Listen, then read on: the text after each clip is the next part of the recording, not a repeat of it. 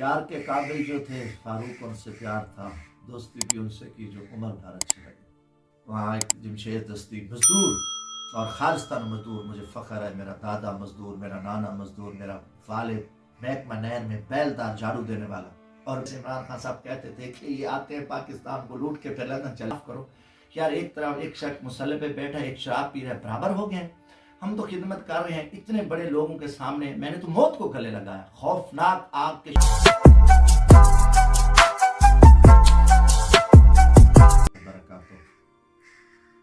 झूठ की दहलीज पर झुकने से बेहतर मौत थी।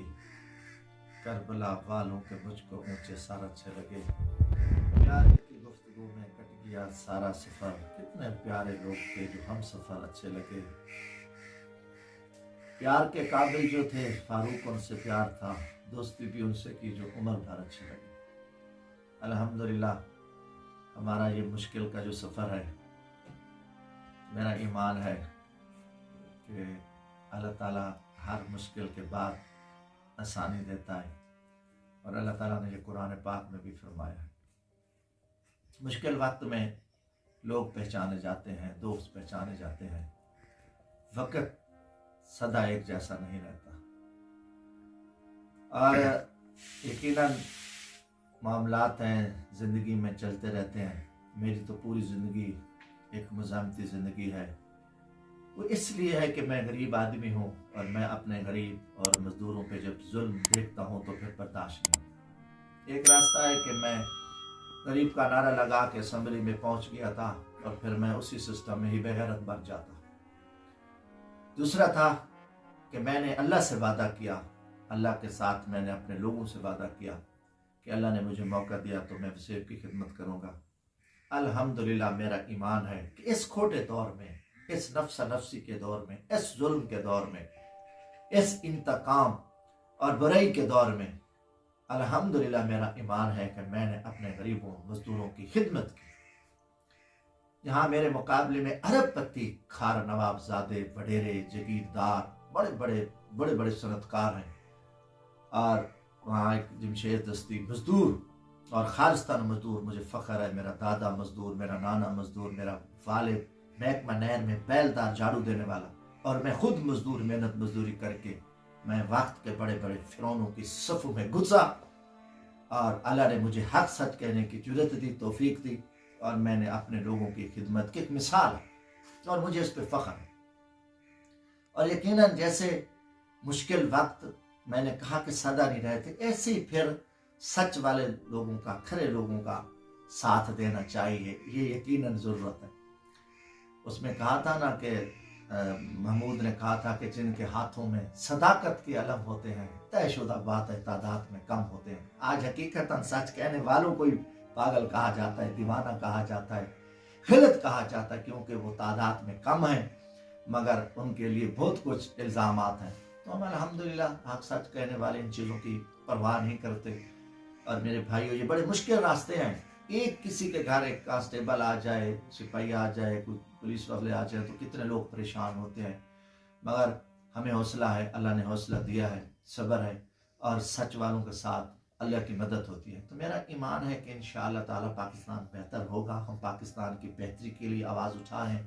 बात यह है कि मैं अपने गरीब तबके को कहता हूँ, जागो, आपका ही नुकसान हो रहा है, वतन हमारा है। ये बड़े लोग भाग जाएंगे। हकीकतन जितने पैसे वाला तबका है, इनके बच्चे बाहर पढ़ रहे हैं, इनकी दौलत बाहर पड़ी है, ये सिर्फ आगे पाकिस्तान को लूटने आते हैं। अगर आप देख लो, जैसे इमरान खान साहब कहते थे कि ये आते हैं पाकिस्तान को लूट के फिर लंदन चले जाते हैं। आप देखो 16 माह में शहबाज शरीफ ने हुकूमत की, जरदारी ने की।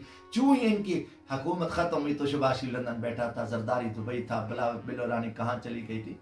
तो ये सिर्फ आके ये अंग्रेज ने इनको अपना एक दलाल रखा हुआ है। ये अंग्रेज के दलाल हैं। अंग्रेज चला गया, 75 साल हो गए, मगर अंग्रेज अपने कुत्ते छोड़ गया, अपना बुज़दिल और फरसूदा और बेगैरत निज़ाम हमारे ऊपर छोड़ के गया। वो पूरी ट्रेनिंग दे के गया अपने कुत्तों को। पूरा आप देख लो कि यहाँ इस मुल्क में जो निज़ाम है, एक फरसूदा और बुज़दिल बेगैरत अंग्रेज का निज़ाम है।